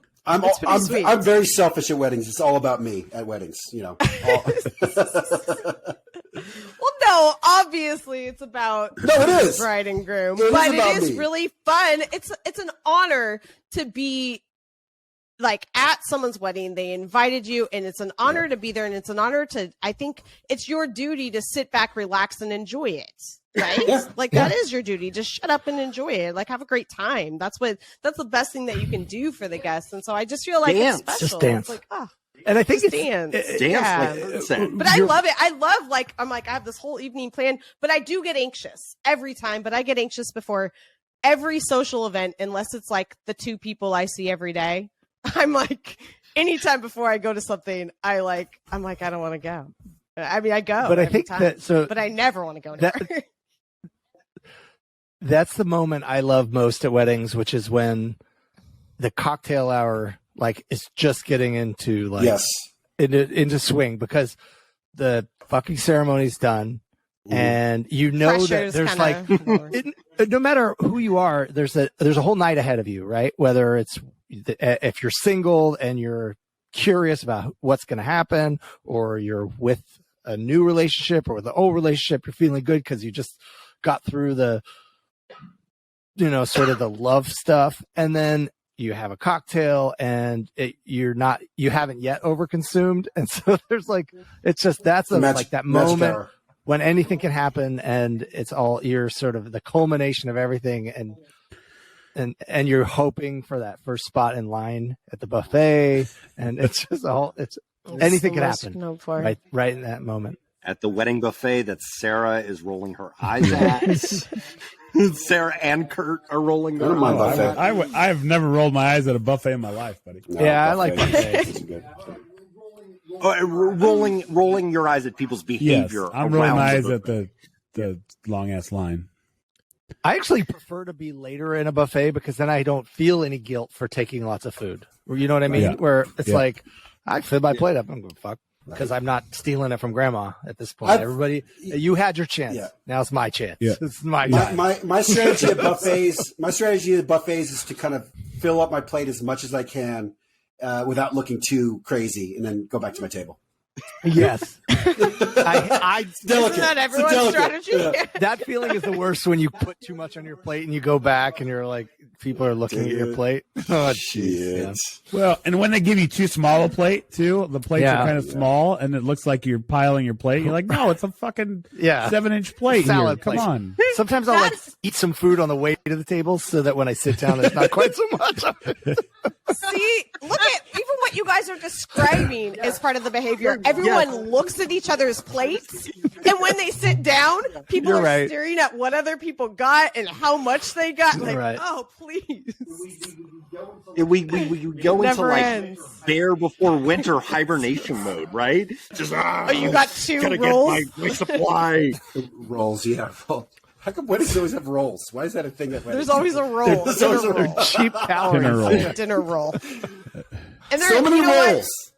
Dinner rolls are rarely ever a good roll. I just eat the butter at a wedding. Yeah, they're not Acme.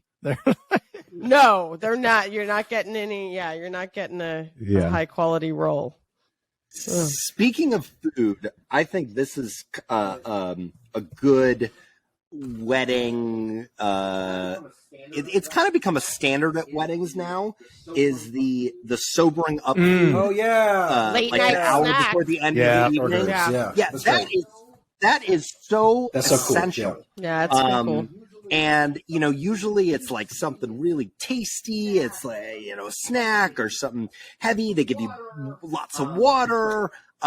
It's great. It's great. People need it. They want it. They enjoy it.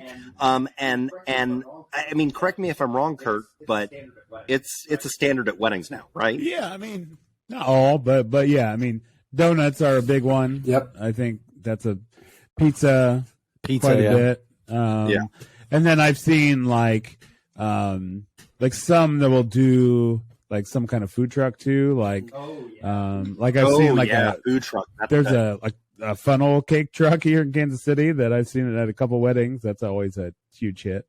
Something like that, or some kind of dessert type thing. That's a real moment of delight when you've been drinking, and then all of a sudden they bring out more food, and you're like, more food. What? Yeah. Grilled cheese. I've seen people do a lot of grilled cheese, like gourmet grilled cheese. Yeah. I like that. Yeah. Oh, yeah. From a vendor's perspective, another thing I love about weddings is very easy load-in areas. That's a very no stairs, easy load-in, easy outload. Deep dive. I've done. For the love of God, please don't get married. Yeah, I was going to say I've been to a few events at the Fairmont where you're loading in at a 10% grade, and you have about 150-pound cart that if you let go will literally go crashing into cars down the street. Kill someone on the way down. And if you're in the penthouse, you have to take a elevator that's like 3 feet wide and 2 feet deep. Yeah. You have to break. staff are trying to check at the same time, so it'll take you 20 minutes to actually. So, Kurt, when we're loading in our photo booth, a lot of times it's probably about 250, 300, maybe more pounds with a cart. A lot of times, so load in is like I have a lot of stress about load in before I go to places. Like I really want to nail the load in because the load in could really set off a domino effect of like a chain effect of just a bad experience. Because if it starts off bad, it could just keep on getting worse. So, and there's nothing more satisfying to us as the photo booth vendor to roll up to a venue, have them tell you park right here, and then it's the easiest load in imaginable. Yeah. Like, just nothing will bring a bigger smile to your face. San Francisco is particularly very tricky. Challenging. It is challenging. There's a lot of weird, antiquated buildings that haven't got modernized for these type of events. So. They were made when Mason, people were have you ever used one of those? I remember one, Mason. I don't know which hotel it was, and I don't know if you'll remember it because I know you've done way more than the Marine Memorial Building. I know what you're talking about. Yes. So Mason, there's the street was at an angle, and on the street is where there was like a little lift that we had to scoop into that was at an angle. And so the cart, like you can't get on, and it was very small and you had to go down an elevator from the street. And then when we got down in there, which was a huge challenge, there was an entire hallway that was filled with all these supplies that we had to navigate. What building is that? And then it was the Marine Memorial Hall, and it wasn't, so hold on. It wasn't really an elevator. It's just a grate in the street that lowers, right? Yeah. So it doesn't have any sides, and you're just on this tiny little platform has to go down 10 feet below the street. Okay. And then what was down there were not supplies. Like the one they were all of the garbage cans and dumpsters for the entire building. So it was like you had to walk down a 40-foot hallway that just smelled like sewage and garbage. And you're basically rubbing against it because there's only room for the narrow passageway through it. And you had to go in and out through that. It was terrible. And then if I recall, there was like a 30 to 50 point turn in the cart to get it into the elevator. Yeah. And then when we went upstairs, we were faced with the fact we thought the challenge was over. I think we had to go through the kitchen. Yeah. Like where the cooks and everything were. Am I making that? I feel like I'm not making this up, right? Yeah. And I mean, we made it, but it was like challenge after challenge. I've seen the dark underbelly of most of the buildings in San Francisco, and it's not pretty. They don't really they don't optimize them for people to get the in and get Marines out. Memorial Hotel. Okay. Yeah, those street elevators that you think only maintenance men take to get to the pipelines. Yeah, no, we've taken those. That was the night Chris Merrill showed up for work, and he showed up for work, and then we were like, "Why are you here? You're not working today." And he was like, I thought I was. I'll just stay. I remember that now. I love that guy. It was a great event. Chris is the guy that's dancing harder at not the wedding he's invited to than any wedding that like anyone else at the wedding. He is dancing. He's like he's going for it. I love it. He could be a professional, just wedding hype man, just to get people excited. Which actually, from what people need it sounds like. People are lacking. Yeah. Which actually makes me wonder, have any of you guys ever crashed a wedding that was not, you were not invited to? No. Have you? I have, yeah. I think. So I would go, yes, I have. And I would get some food and then be like, oh, I gotta go. I'm getting caught. Yeah. But I love that thing. Do you remember when it was 4th of July? I was visiting you in Kansas City, and we were at a hotel. We stayed at a hotel, and I actually there was a high school reunion that night, and I think you guys were all everyone was in a couple except for me, and so I actually ended up going to the top floor of the hotel where I saw the signs for a high school reunion.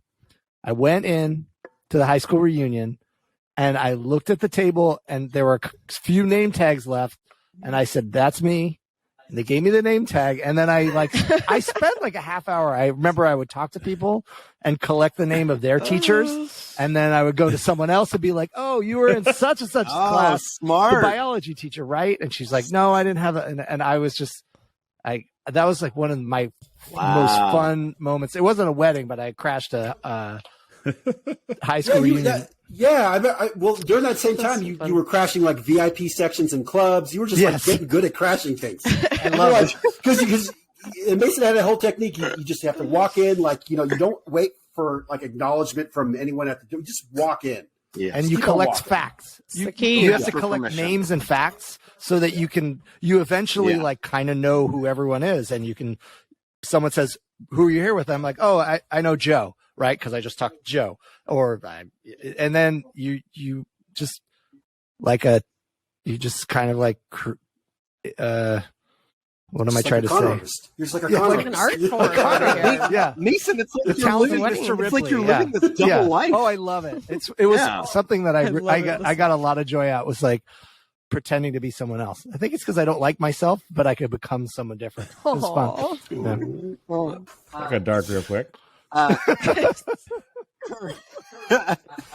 don't either. I just want to point out that I don't like myself about half the days.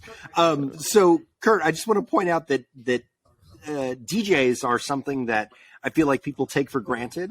Because most of the time I think they're good to exceptional.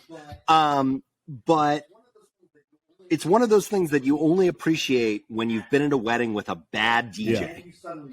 And then you suddenly realize how important it is for that person to get the messaging right, get the tempo, have the perfect balance of music, the timing of everything. I just wanted to give a shout out to the DJs out there. Most of you, I think, do a good job. But it takes a bad one to really appreciate you. Yeah. Well, thank you, Justin. I appreciate that. But yeah, I think it's, usually if it's a good one too, it's like all part of the being a good wedding, you know what I mean? Like certainly, there'll be people that say, oh, your DJ was really good.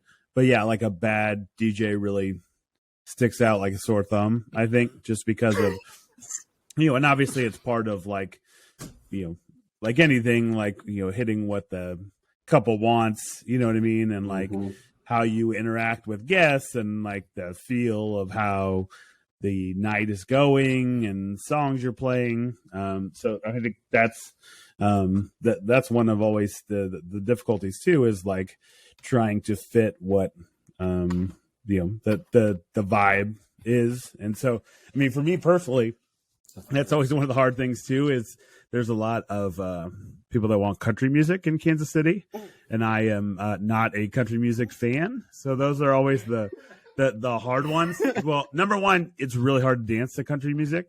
Like you can do like a few little line dances and things like that that'll generally get some older folks up. And then like some of the newer stuff has a little bit kind of a little hip hoppy-ish kind of, but for the most part, it is just really hard to dance to that, to country music. So that's always a difficulty for me. And then there's always like people that are in the country oftentimes will be like, don't play any hip hop. And so it's just kind of like, it can be very difficult to find some of the songs that get people dancing. So that's always especially in Kansas City. Is it ever possible to please everyone? Oh, for sure. For sure. Yeah. But I feel like DJs have this earned respect. Like people are like, oh, the DJ's here, like you're already coming in with this expectation that you're going to be cool and on it. With the photo booth guys, that doesn't exist yet. I feel like with the photo booth guys, the expectation is like it's photo booth, so it's going to be fun. But are the photo booth guys going to be fun? Because there's a lot of attendants who just sort of stay there and make sure everything mostly works and don't really do much beside that. And so it's easy to come in, be nice, be friendly, be engaged, and exceed expectations. But DJs, there's already feel like people kind of roll out the red carpet for you already. With the music, I mean, you're the guy. Yeah. That can be one of the good and bad things too. Is the request people, and usually there's there's one of two kind of, well, there's a few groups of people. There's the people who come up with really good requests who are like, oh yeah, it's a great, you know what I mean? Or like, we'll give you more insight than the couple did to like, oh, they, we used to dance to the song in high school and it's, like a great song. And then there's the group of person who thinks that I'm their personal, like their phone, their Spotify playlist, and are requesting songs that clearly you can't dance to. Clearly, like you're going to be the only one that likes it, and so having some of those DJ Kirk, what? DJ Kirk, can you play Oobla Dee Oobla Da? Right. Well, and it just is like I've come up with pretty good about. Oh, let me see if I can find it. Let me see if I can find a time to like work it in where I can kind of push them off, to try and not. But at some points, like it's depending on what the request is, will be like this is not really number one. I would like. If it's so ridiculous, I probably don't have it. Like, I have songs that I'm going to play at a wedding, you know what I mean? Or an event, not every rock song and every song that's available. And so that's it. And then too, it's like you talk about kids too. It's like they want to throw in like the Let It Go or something like that of, that's going to like clear the dance floor except for the kids, which is like, maybe if there's a big kid contingent, then maybe we could do that. But otherwise, that's a vibe killer too. Let it go, kid. Let it go. Dumb joke. Sorry. Yeah, I feel like people need to drop like.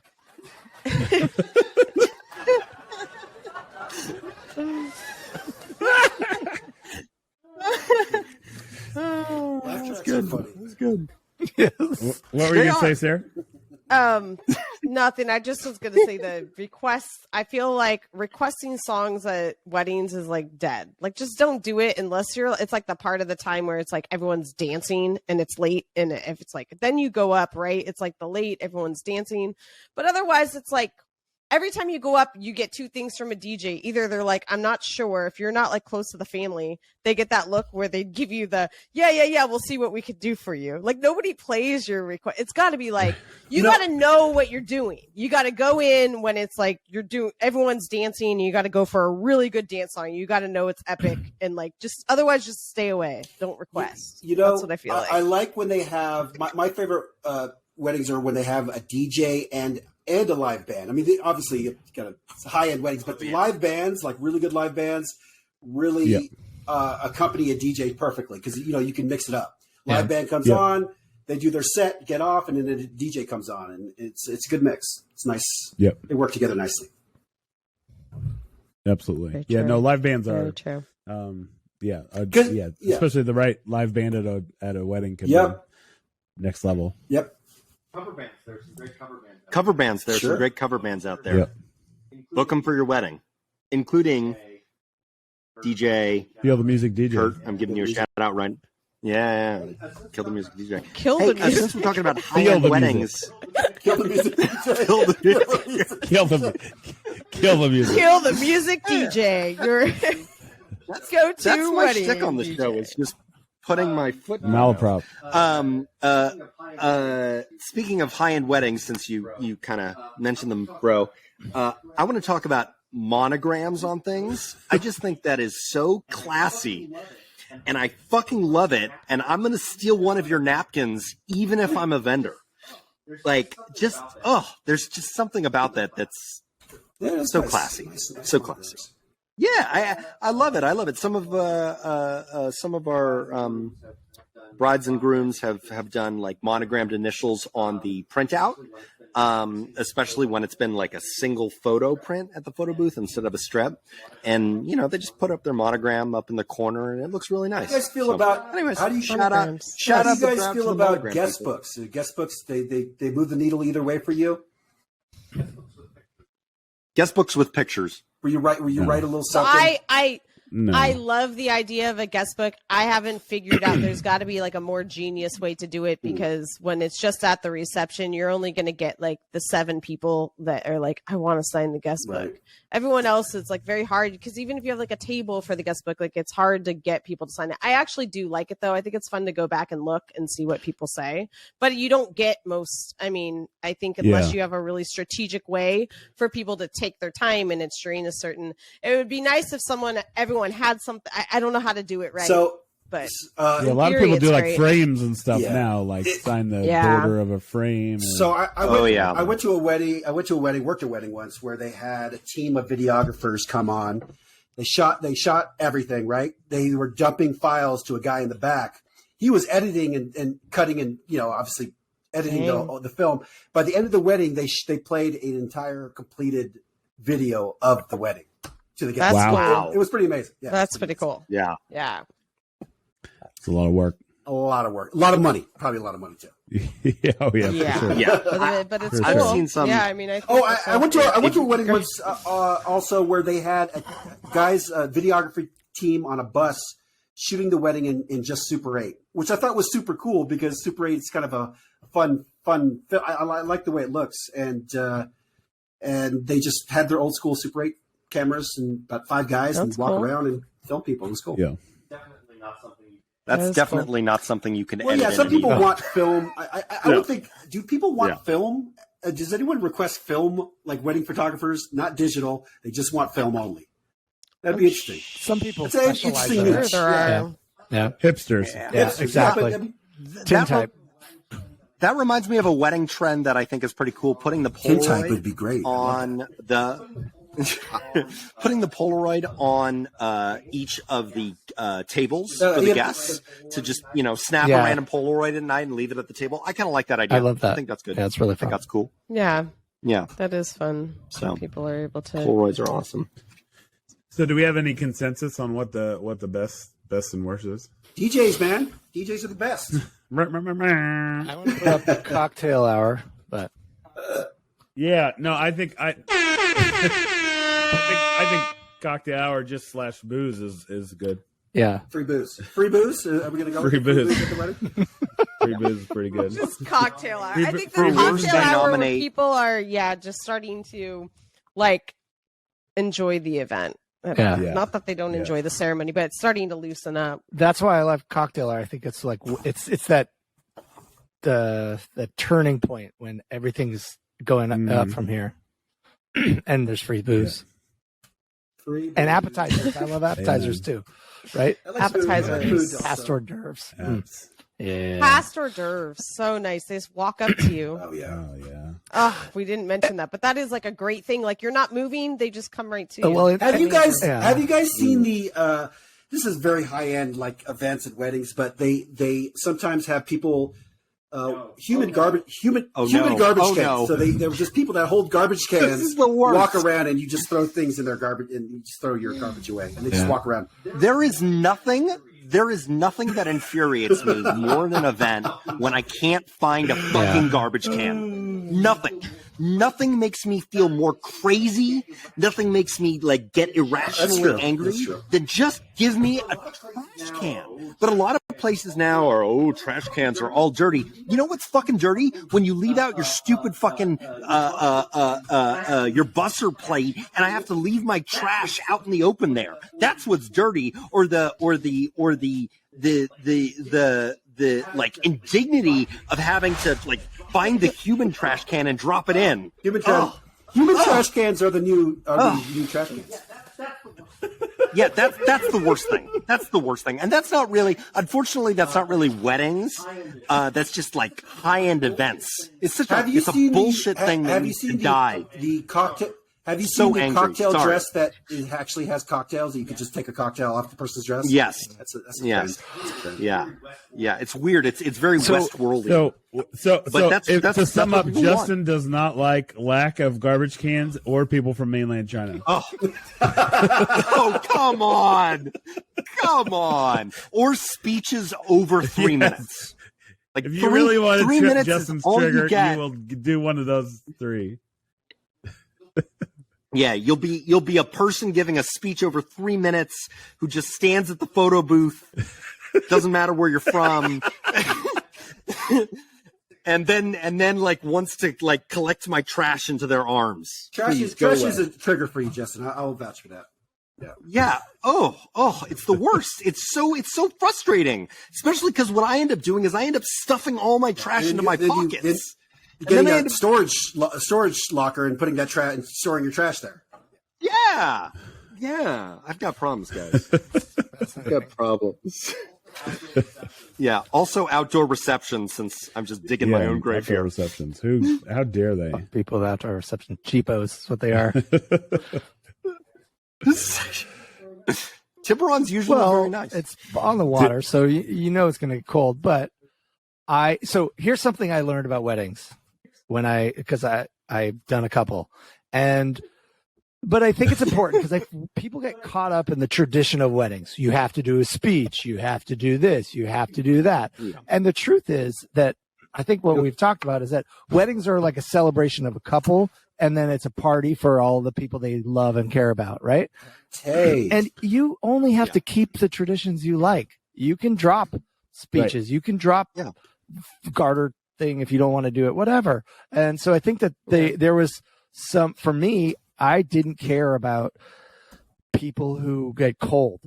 That was my thing, right? So I was like, the things I wanted, because that message was very uplifting until that point. I want to spend money on alcohol. I want to spend money on food. I want to spend money on a beautiful place. And then otherwise, like Kurt, fortunately, was like, hey, I will help like make a playlist so we didn't have to spend money on a band. I would have loved to have a band or a DJ, but I was kind of like trying to figure out which things can I compromise on and which things can't. Kurt made a kick-ass wedding playlist for us, and then also helped kind of like negotiate some of those transition times, which was super helpful. And we still had lots of fun, and everybody was dancing and having a good time.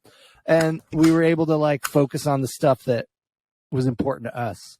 And I think that for those kids out there, I mean, you know, we always kind of have to take it back to our young audience and give them a little lesson to take away. And I think it's that make your wedding your wedding. You don't have to do what everybody else is doing, right? Pick the trends that are cool, like absolutely grilled cheese. You don't have to do the $80 centerpieces made out of sliced logs. You don't have to do mason jars that cost $10 each. Just get a red Solo cup. Get red Solo cups. Nobody cares. Get a red Solo Nobody cares. Honestly, Sarah, do you know how much you spend on like glassware and forks? And your guests don't care. Your guests would much rather have free booze and a non-cash bar than they would drinking out of crystal. So cold beer lawn chairs. I mean, what else do you need? There's always compromises that can be made that the guests won't know the difference and still enjoy themselves. Right. 100%. Yeah. Well, yeah. At the end of the day, that's always one of the things that I like when I'm working with couples. I always remind them. Remember, this is like a celebration. This is a party for you. Mm-hmm. So, like, don't forget that. You don't get so caught up in all the minutia of the day and that everything is exactly where it needs to be. You know, it's like the tyranny of perfection, that because it's, especially, the brides want it to be that way. And then oftentimes the groom will take on some of that anxiety as well.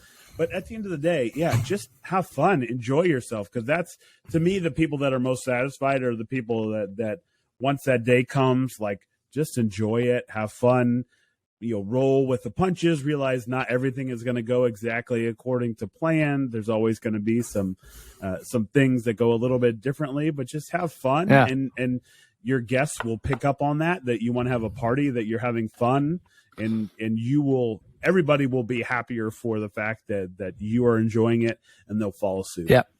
That's very good. It's true. Yeah. Thank you. Thanks for my TED Talk, guys. So true. I don't have anything uplifting to say, but you guys crushed it. Awesome, guys. Awesome job, guys. I feel like I ended on a very negative note with the human trash. Well, I think that started. Like it got made my really- blood boil. It was going downhill since mainland China, and then it just kind of went. Oh, come China. on. China. We all have things that follow us for from certain episodes. I mean, Joey is a crotchety old man. Sarah loves second-rate cities, and I have the worst reputation of outdoor all. wedding. So. Don't. I mean, it was a little windy, Mace. I mean, honestly, come on. I know. I mean, Fine. let's go all spade to spade here. I mean, the wind was high. All right, folks. Wait. So- I'm crotchety. I'm crotchety. Can we give?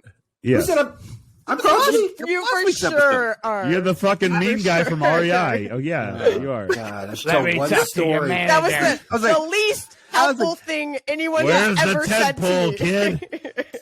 I With the wish. fucking tentpole. I wish you guys could have in the been there. photo booth, and suddenly I'm, You picked the wrong guy. A lot of my crotchetiness is all internal, but that's I try not to let it out. Believe me, if I let it out, I would be just by myself in jail.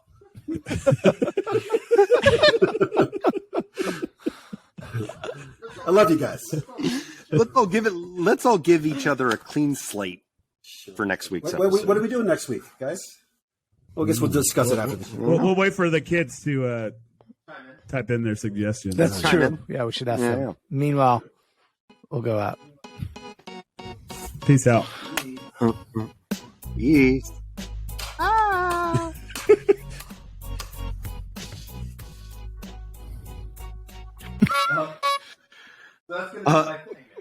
So that's going to be my thing now.